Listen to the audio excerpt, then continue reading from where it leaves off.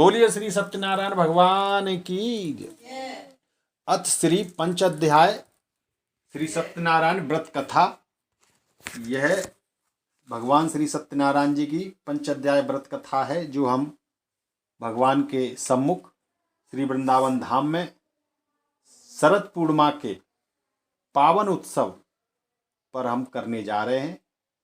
और श्री युगल सरकार के चरणों में श्री सत्यनारायण भगवान व्रत कथा प्रारंभ। प्रथम अध्याय प्रारंभ। श्री व्यास जी ने कहा, एक समय शौनकादि सभी मुनिगण नैमिषारण्य में एकत्रित हुए। उन्होंने कलयुग में लोगों के हित के लिए वेदों व पुराणों के ज्ञाता श्री सूत जी से पूछा, हे सूत जी, वेद वेदांग के ज्ञाता, इस कलयुग में वह कौन सा व्रत तप है जिसके करने से मनवांछित फल मिलता है? हे महामुनि, कृपा करके हमें कलयुग में पापों से छुटकारा और धन दान देने वाला कोई उपाय बताएं। हम सब ऋषि मुनि आपके श्रीमुख से वह उपाय सुनना चाहते हैं। श्री सूत जी बोले, हे मुनि श्रेष्ठ, तुम धन्य हो जिसने प्राणियों के हित के लिए ऐसा उत्तम प्रश्न किया। एक बार ऐसा ही प्रश्न नारद जी ने भगवान श्री कमलापति से किया था, वही मैं आपको सुनाता हूँ। एक बार नारद जी ने भ्रमण करते करते पृथ्वी लोक में जा पहुँचे। उनका यह भ्रमण तीनों लोकों के प्राणियों के परोपकार की भावना को लेकर था। पृथ्वी लोक में जाकर उन्होंने देखा कि वहाँ लोग तरह तरह के कष्ट भोग रहे हैं, बार बार मृत्यु को प्राप्त होते हैं और हर बार विभिन्न योनियों में जन्म लेकर अपने पाप कर्मों का फल भोगते हैं। उन्हें सभी दुखी प्राणियों को देखकर नारद जी सोचने लगे कि इनका कष्ट किस प्रकार दूर हो, इन्हें किस प्रकार इन दुखों से मुक्ति मिले। यही सब सोचते सोचते वह विष्णु लोक में आ गए। वहाँ चार भुजाधारी भगवान विष्णु शेष शैया पर विराजे हुए थे। वे शंख चक्र गदा कमल अपने हाथों में धारण किए हुए थे, गले में वनमाला पड़ी थी। नारद जी ने मुग्ध भाव से उन्हें देखा और फिर बोले, हे श्रीहरि, मन और वाणी से परे, हे अनंत शक्तिधारी, मैं आपको प्रणाम करता हूँ। हे प्रभु, आपका ना आदि है, ना मध्य है और ना ही कोई अंत है। आप इससे सर्वदा मुक्त हैं। हे सर्वात्मा के आदिकरण, मैं आपको नमस्कार करता हूँ। नारद जी की स्तुति सुनकर भगवान विष्णु ने मुस्कुराकर पूछा, हे नारद, तुम्हारे मन में अवश्य कोई ऐसी बात है जिसके कारण तुम यहाँ आए हो। तुम्हारे मन में क्या है, मुझे सब कुछ बताओ। भगवान के ऐसे वचन सुनकर नारद जी ने कहा, प्रभु, मृत्युलोक में सभी प्राणी अपने पापों कर्मों के कारण बार बार विभिन्न योनियों में जन्म लेकर कष्ट भोग रहे हैं। हे भगवान, यदि आप मुझ पर कृपा रखते हैं तो इन प्राणियों को दुख दूर करने का कोई सुगम एवं छोटा उपाय बताएं।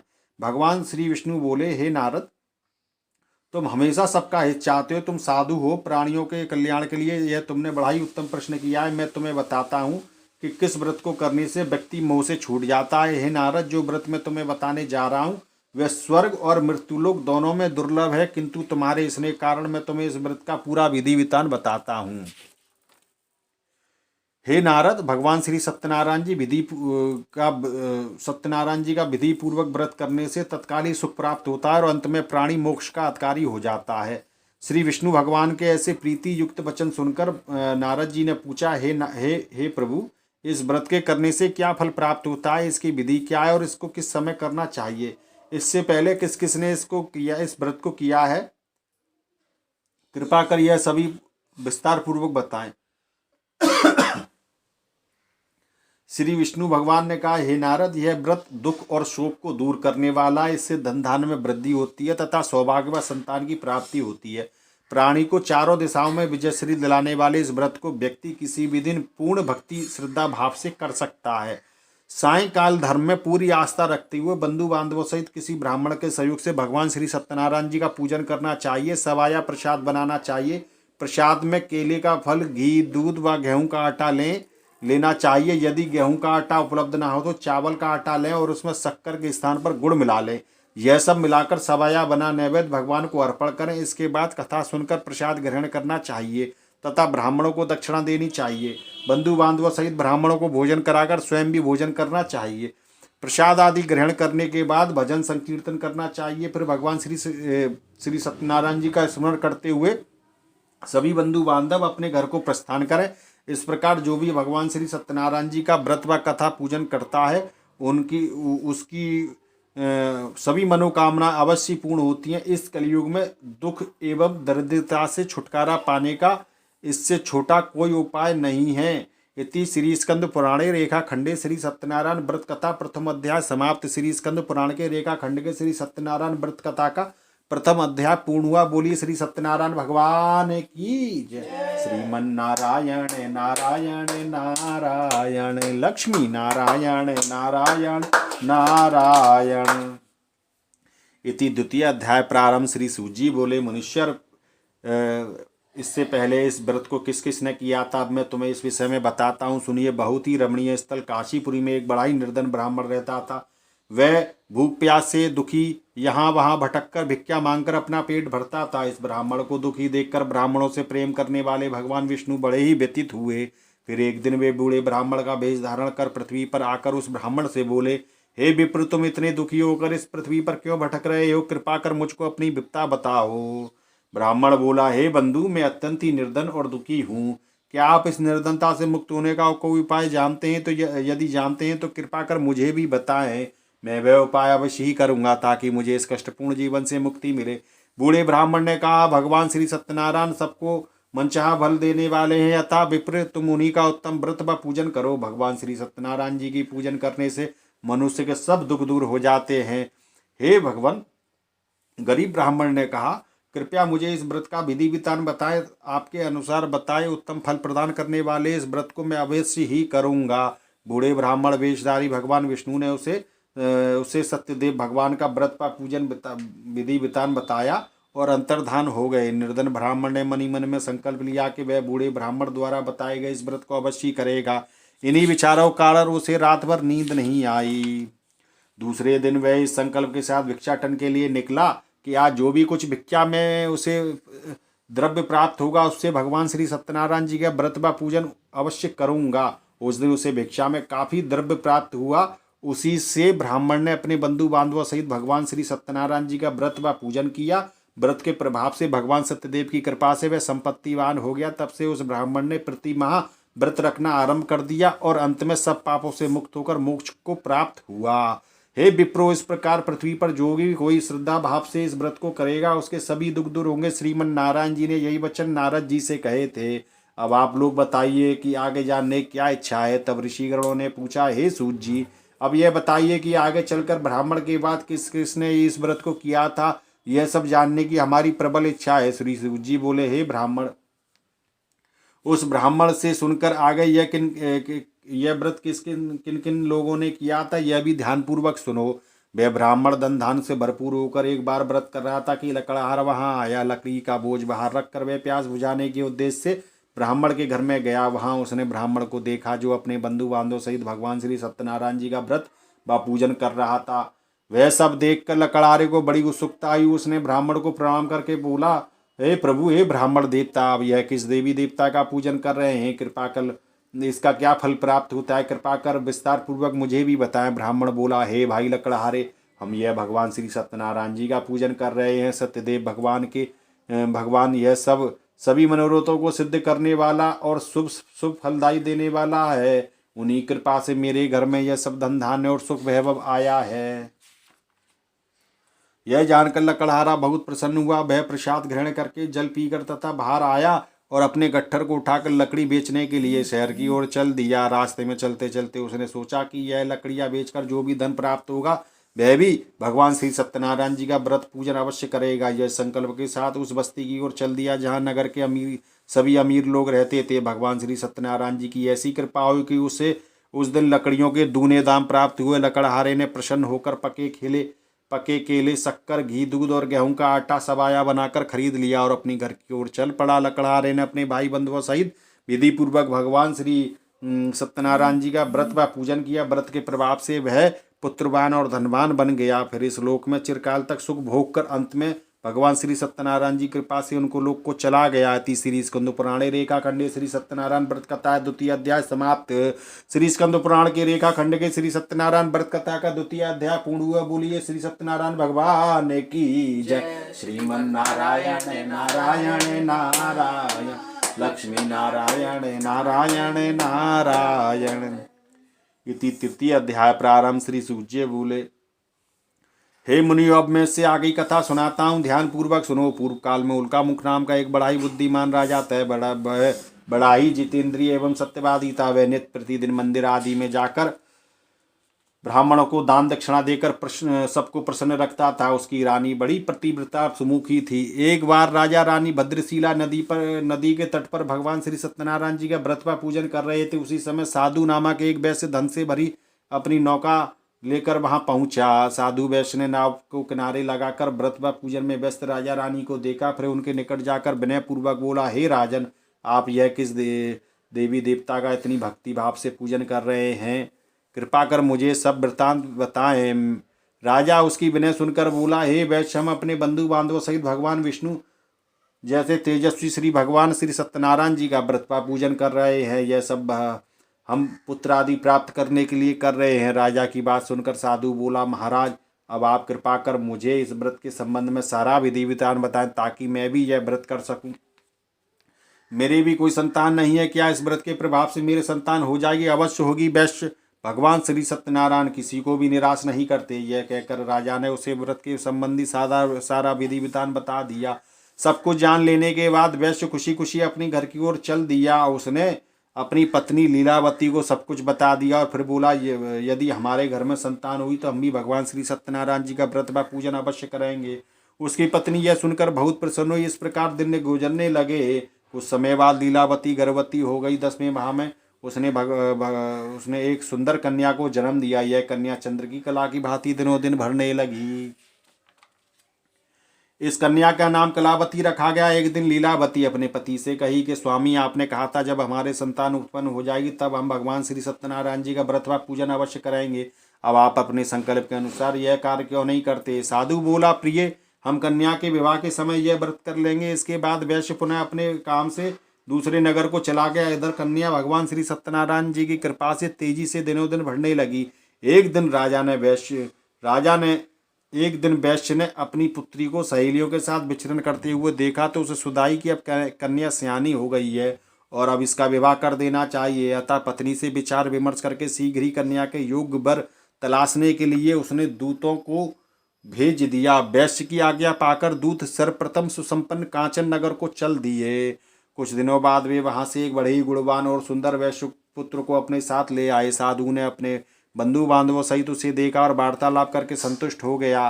फिर कुछ दिन बाद उसने विधि पूर्वक अपनी कन्या का विवाह उसके साथ कर दिया। लेकिन दुर्भाग्यवश उस समय भी वह भगवान श्री सत्यनारायण जी का व्रत का पूजन करना भूल गया। परिणाम स्वरूप श्री भगवान श्री सत्यनारायण रुष्ट हो गए।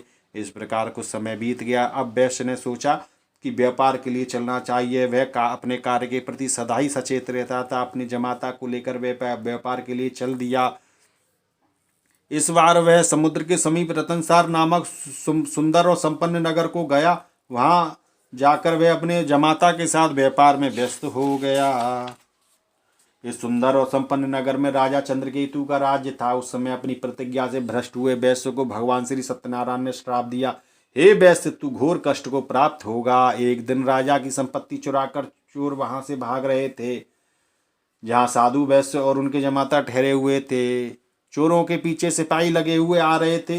अतः डर के मारे चोरों ने राजा का सारा चुराया हुआ धन वहीं छोड़ दिया और फिर आलोप हो गए। उसके पीछे पीछे आए सिपाहियों ने जब राजा का धन वहां पड़े हुए देखा तो चोरी के अपराध में उन दोनों वैश्यों को बंदी बना लिया। यह सब इसीलिए हो रहा था कि वैश्य अपनी प्रतिज्ञा से भ्रष्ट हो गया था। उसने भगवान से वचन किया था कि मैं जब मेरे कन्या हो जाएगी तो मैं आपका व्रत व पूजन अवश्य करूंगा, लेकिन वह करना भूल गया और इसका परिणाम यह हुआ कि अब भगवान उनसे नाराज हो गए और उनको तरह तरह की यातनाएं भोगनी पड़ी। हर्षित होकर सिपाहियों ने जाकर राजा को बताया, महाराज, राजमहल में चोरी करने वाले इन दोनों चोरों को हम पकड़ लाए हैं, आप देखकर आज्ञा दें। राजा ने बिना कुछ देखे भाले और विचार किए बिना आज्ञा दे दी कि इन दोनों को बंदी गृह में डाल दिया जाए। भगवान श्री सत्यनारायण की माया से किसी ने भी उनकी बात को नहीं सुना। राजा चंद्रकेतु की आज्ञा से उनका सारा धन जो छीन लिया गया। उधर भगवान के शाप के कारण वैश्य की पत्नी भी बहुत दुखी होकर इधर उधर भटकने लगी। उसके घर की सारी संपत्ति चोर ले गए। वह शरीर से रुग्ण होकर चिंतित अवस्था में अन्य के लिए घर घर भटकने लगी। पहनने ओढ़ने की क्या कहें, घर में खाने को एक अन्न का दाना तक नहीं रहा। ऐसा ही हाल उसकी पुत्री कलावती का था। एक दिन भूखी प्यासी कलावती एक ब्राह्मण के यहाँ आई, जहाँ उसने भगवान श्री सत्यनारायण जी का व्रत व पूजन होते हुए देखा। उसने वहाँ बैठकर बड़ी श्रद्धा भक्ति भाव से कथा सुनी और प्रसाद लेकर रात को अपने घर लौटी। और अपने घर आने पर उसकी माँ ने पूछा, बेटी इतनी रात गई तू कहाँ थी और तेरे मन में क्या है? कलावती ने माँ को बताया, मैंने एक ब्राह्मण के घर पर सभी मनोकामना को पूर्ण करने वाले भगवान श्री सत्यनारायण जी का व्रत होते हुए देखा। मैं भी वहीं थी और श्रद्धापूर्वक कथा श्रवण कर रही थी। कन्या की बात सुनकर वैश्य की पत्नी को तत्काल स्मरण हो गया कि उसकी पति ने भी यही व्रत करने का संकल्प किया था, किंतु आज तक वह व्रत नहीं किया। उसने सोचा कि संभव है इसलिए हम पर यह कष्ट आए हों।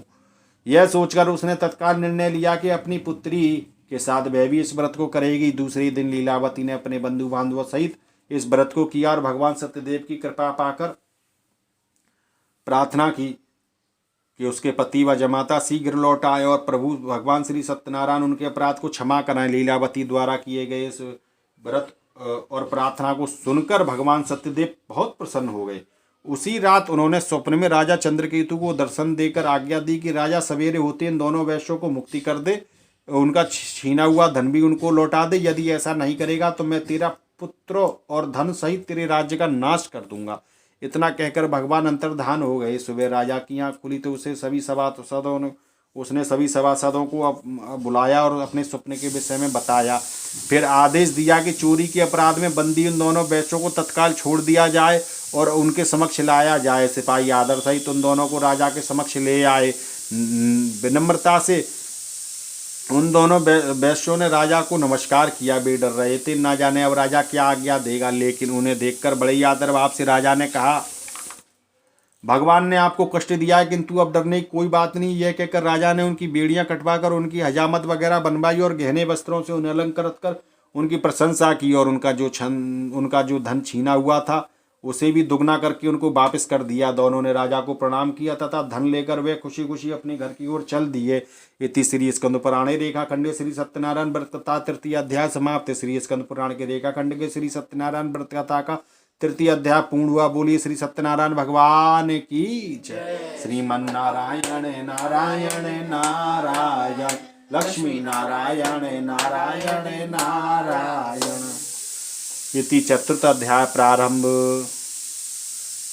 श्री सूत जी बोले, इस प्रकार साधु नामक वैश्य मंगल स्मरण करके और ब्राह्मणों को दक्षिणा आदि देकर अपने घर की ओर चल दिया। अभी वह कुछ ही दूर चला था कि भगवान श्री सत्यनारायण ने साधु वैश्य की मनोवृत्ति जानने के उद्देश्य से दंडी का भेष धारण कर लिया और पूछा, हे वैश्य तेरी नाम में क्या है? धन के मद में चूर वैश्य ने कहा, हे दंडी स्वामी तुम्हें क्या मुद्रा चाहिए? मेरी नाव में तो बेलपत्र भरे हैं। वैश्य के ऐसे निठुर वचन सुनकर दंडी वेशधारी भगवान श्री सत्यनारायण ने कहा, हे वैश्य तुम्हारा कहना सत्य हो। इससे हमें यह शिक्षा मिलती है कि हमको सदैव सत्यता ही बोलनी चाहिए, क्योंकि जो भी कुछ हमारे पास सुख वैभव है वह सब हमारे युगल सरकार के द्वारा ही है। तो हमेशा हमें सदैव यही बोलना चाहिए कि भैया ठाकुर जी कृपा से, युगल सरकार की कृपा से हम सर्व संपन्न हैं, खूब खुश हैं और उनकी आज्ञा से ही हम वृंदावनवास या जो भी आप जगह पर रह रहे हैं वास कर रहे हैं। तो जितना हो सके सत्यता ही बोलनी चाहिए, क्योंकि असत्य बोलने से उसका कोई लाभ प्राप्त नहीं होता है। इतना कहकर दंडी वैश्य के पास हटकर कुछ दूर समुद्र के किनारे जाकर बैठ गए। दंडी के जाने के बाद साधु ने महसूस किया कि नाव काफी हल्की हो गई और कुछ फूली हुई भी लग रही है। वह बहुत चकित हुआ और कपड़ा हटाकर देखा कि धन के स्थान पर बेलपत्र देखकर उसे मूर्छा आ गई और उसके जमाता ने उसे संभाला और जल छिड़ककर होश में लाया। होश में आने पर वह अपने धन के लिए फिर से विलाप करने लगा। तब उसके दामाद ने कहा, इस प्रकार शोक क्यों कर रहे हो? यह सब उस दंडी स्वामी के शाप के कारण हुआ है। वह दंडी सर्व सामर्थ है, इसमें कोई संशय नहीं। उनकी शरण में चलिए, वहां जाने पर ही मन वांछित फल मिलेगा। दामाद का कहना मानकर वैश्य दंडी स्वामी की शरण में गया और प्रणाम कर आदर पूर्वक बोला, प्रभु मैंने जो भी आपसे कुछ कहा था उसके लिए मुझे क्षमा करें। ऐसा कहते हुए वह महाशोक से व्याकुल हो उठा। वैश्य को रोते देखकर दंडी स्वामी ने कहा, रो मत, सुनो साधु, तुम मेरी पूजा से विमुख हो गए हो, तुम्हारी कुबुद्धि हो गई है, इसलिए तू मेरी आज्ञा से ही बार बार कष्ट भोग रहा है। अब वैश्य को सारी बात समझ में आ गई। वह विनती करते हुए बोला, हे प्रभु, आपकी माया को तो ब्रह्मा देवी नहीं समझ सके, फिर मैं आपकी लीला को कैसे समझ सकता हूँ। ब्रह्मा देवी आपके अद्भुत रूप व गुणों को नहीं जानते। हे प्रभु, मुझ पर प्रसन्न होए। मैं माया से भ्रमित मूढ़ बुद्धि आपको कैसे पहचान सकता हूँ। मैं अपनी सामर्थ्य अनुसार आपकी पूजा अवश्य करूँगा।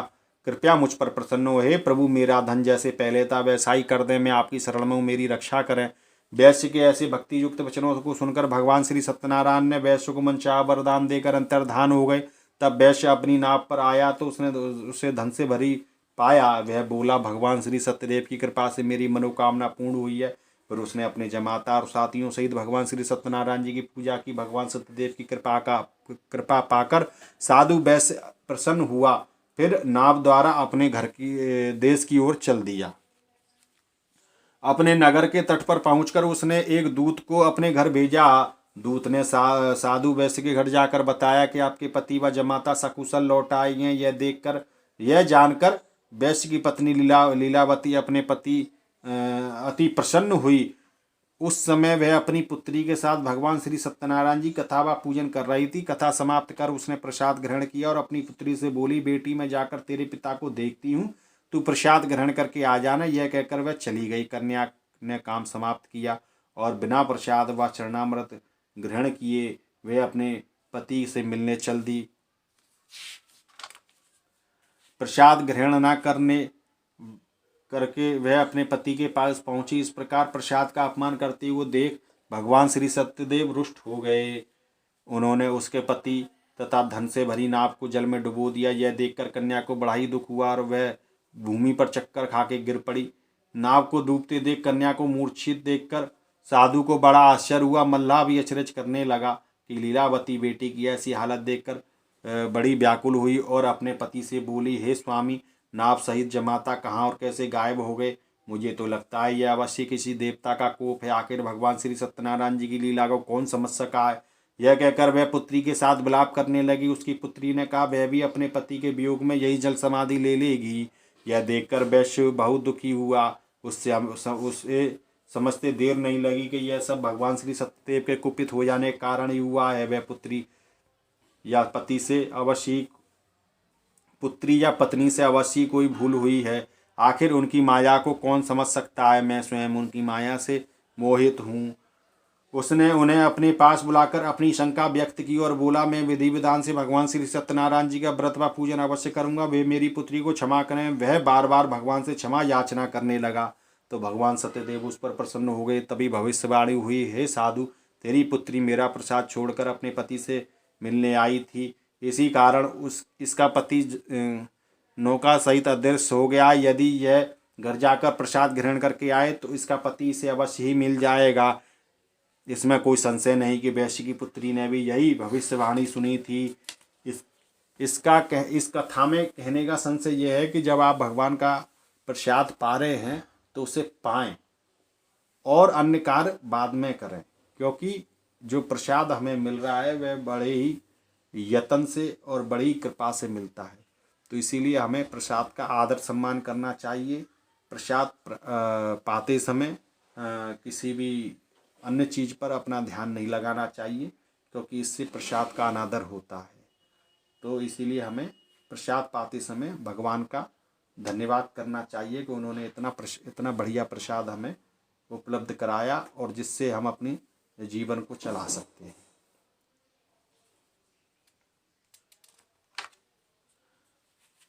तब वैश्य की पुत्री वह तत्काल घर गई और प्रसाद ग्रहण किया। जब कन्या लौटकर आई तो उसका पति सही सलामत वहां उपस्थित था। यह देखकर वह बहुत प्रसन्न हुई और पिता से बोली, हे पिताजी, अब घर को चलिए, अब क्या देर है। हे बेटी, हमें भगवान श्री सत्यदेव का पूजन करना। कहकर साधु ने सबके साथ मिलकर भगवान श्री सत्यनारायण जी का कथा व पूजन किया। फिर अपने बंधु बांधवों सहित अपने घर को आ गया। उस दिन के बाद वह प्रत्येक पूर्णिमा व संक्रांति को भगवान श्री सत्यनारायण जी का पूजन करते हुए अनेक सुख भोगता हुआ अंत में भगवान श्री सत्यनारायण जी के बैकुंठ लोक को चला गया, जो देवताओं के लिए भी दुर्लभ है तथा जहाँ सत्य रज तम तीनों गुण अप्रभावी रहते हैं। इति श्री स्कंद पुराणे रेखा खंडे श्री सत्यनारायण व्रत कथा प्रथम चतुर्थ अध्याय समाप्त। श्री स्कंद पुराण के रेखा खंड के श्री सत्यनारायण व्रत कथा का 4th अध्याय पूर्ण हुआ। बोलिए श्री सत्यनारायण भगवान की जय। श्रीमन नारायण नारायण नारायण, लक्ष्मी नारायण नारायण